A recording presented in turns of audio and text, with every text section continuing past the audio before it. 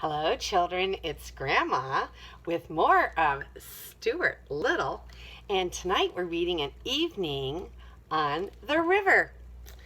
When Stuart arrived at his campsite by the river, he was tired and hot. He put the canoe in the water and was sorry to see that it leaked badly. The birch bark at the stern was held together by a lacing, and the water came in through the seam. In a very few seconds, the canoe was half full of water. "Darn it," said Stuart, "I've been swindled." He had paid 75 cents for a genuine Indian birch bark canoe, only to find that it leaked. "Darn, darn, darn," he muttered. Then he bailed out his canoe and hauled it up on the beach for repairs. He knew he couldn't take Harriet out in a leaky boat. She wouldn't like it. Tired though he was, he climbed a spruce tree and found some spruce gum. With this, he plugged the seam and stopped the leak. Even so, the canoe turned out to be a cranky little craft. If Stuart had not had plenty of experience on the water, he would have got into serious trouble with it. It was a tippy boat, even for a souvenir. Stuart carried stones from the beach down to the water's edge and ballasted the canoe with the stones until it floated evenly and steadily. He made a backrest so that Harriet would be able to lean back and trail her fingers in the water if she wished. He also made a pillow by tying one of his clean handkerchiefs around some moss. Then he went for a paddle to practice his stroke.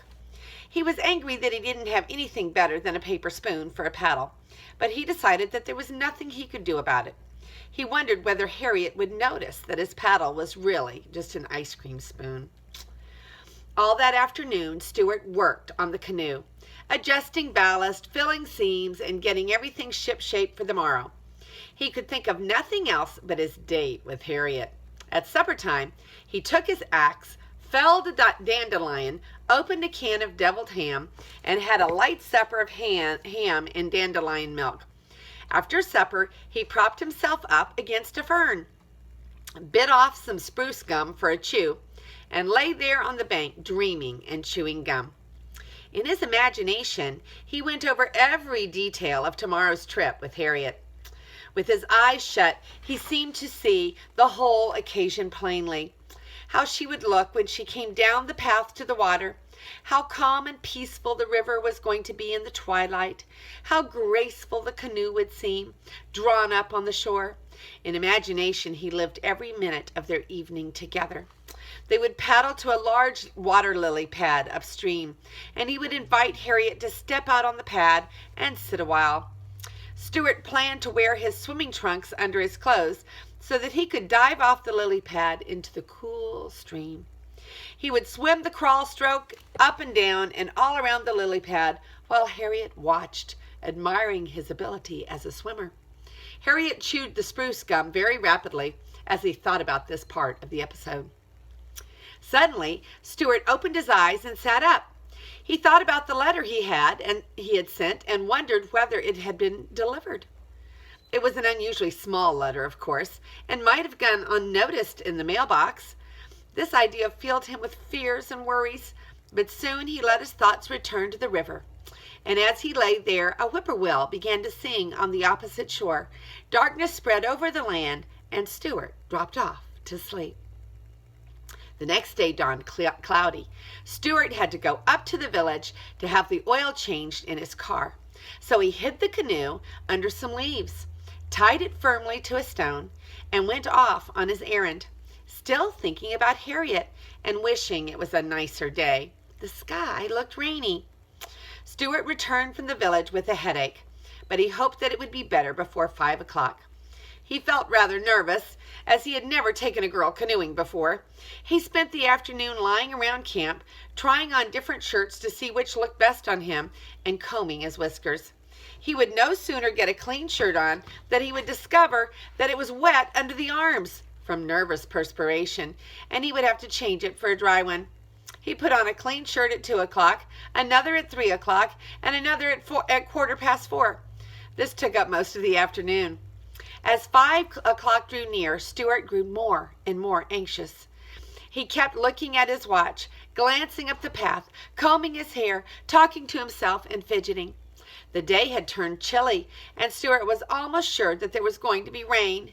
He couldn't imagine what he would do if it should rain just as Harriet Ames showed up to go canoeing. At last, 5 o'clock arrived. Stuart heard someone coming down the path. It was Harriet. She had accepted his invitation. Stuart threw himself down against a stump and tried to strike an easy attitude, as though he were accustomed to taking girls out. He waited until Harriet was within a few feet of him, and then he got up. "Hello there," he said, trying to keep his voice from trembling. "Are you Mr. Little?" said Harriet. "Yes," said Stuart. "It's nice of you to come." "Well, it was very good of you to ask me," replied Harriet. She was wearing a white sweater, a tweed skirt, short white wool socks, and sneakers. Her hair was tied with a bright-colored handkerchief, and Stuart noticed that she carried a box of peppermints in her hand. "Not at all glad to do it," said Stuart. "I only wished that we had better weather. Looks rather sticky, don't you think?" Stuart was trying to make his voice sound as though he had an English accent. Harriet looked at the sky and nodded. "Oh, well," she said, "if it rains, it rains." "Sure," repeated Stuart. "If it rains, it rains. My canoe is a short distance up the shore. May I help you over the rough places in the path?" Stuart was a courteous mouse by nature, but Harriet said she didn't need any help. She was an active girl and not at all inclined to stumble or fall. Stuart led the way to where he had hidden the canoe, and Harriet followed, but when they reached the spot, Stuart was horrified to discover that the canoe was not there. It had disappeared. Stuart's heart sank. He felt like crying. "The canoe is gone," he groaned. Then he began racing wildly about, up and down the bank, looking everywhere. Harriet joined in the search, and after a while they found the canoe. But it was a mess. Someone had been playing with it. A long piece of heavy string was tied to one end. The ballast rocks were all gone. The pillow was gone. The backrest was gone. The spruce gum had come out of the seam. Mud was all over everything, and one of the paddles was all bent and twisted. It was just a mess. It looked just the way a birch bark canoe looks after some big boys are finished playing with it. Stuart was heartbroken. He did not know what to do. He sat down on a twig and buried his head in his hands. "Oh, gee," he kept saying. "Oh, gee whiz." "What's the trouble?" asked Harriet. "Miss Ames," said Stuart in a trembling voice, "I assure you that I had everything beautifully arranged, everything. And now look." Harriet was for fixing the canoe up and going out on the river anyway. But Stuart couldn't stand that idea. "It's no use," he said bitterly. "It wouldn't be the same." "The same as what?" said Harriet. "The same as the way it was going to be, when I was thinking about it yesterday. I'm afraid a woman can't understand these things. Look at that string. It's tied on so tight I could never get it off." "Well," suggested Harriet, "couldn't we just let it hang over in the water and trail along after us?" Stuart looked at her in despair. "Did you ever see an Indian paddling along some quiet, unspoiled river with a great piece of rope dragging astern?" he asked. "We could pretend we were fishing," said Harriet, who didn't realize that some people are fussy about boats. "I don't want to pretend like I'm fishing," cried Stuart desperately. "Besides, look at that mud. Look at all that." He was screaming now. Harriet sat down on the twig beside Stuart. She offered him a peppermint, but he shook his head. "Well," she said, "it's starting to rain, and I guess I'd better be running along if you are not going to take me paddling in your canoe. I don't see why you have to sit here and sulk. Would you like to come up to my house? After dinner you could take me to the dance at the country club. It might cheer you up."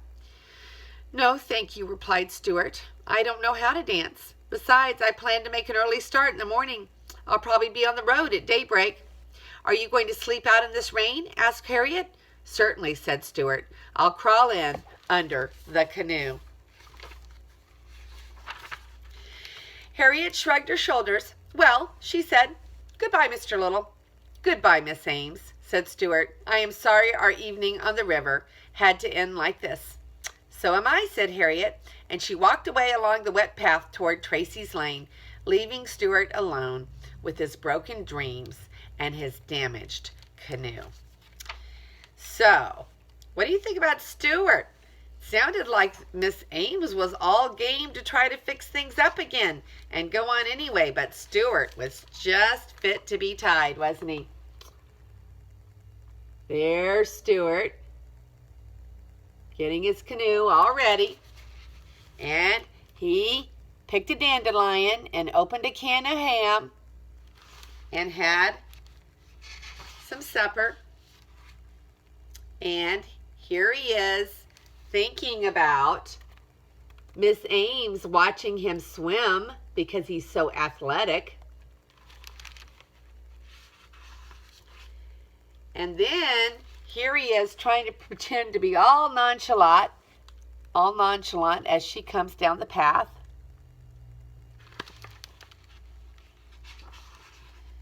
And then they look all over for the canoe, running here and there and everywhere. And finally they find the canoe, but it's all torn up. And there's Stuart, pouting.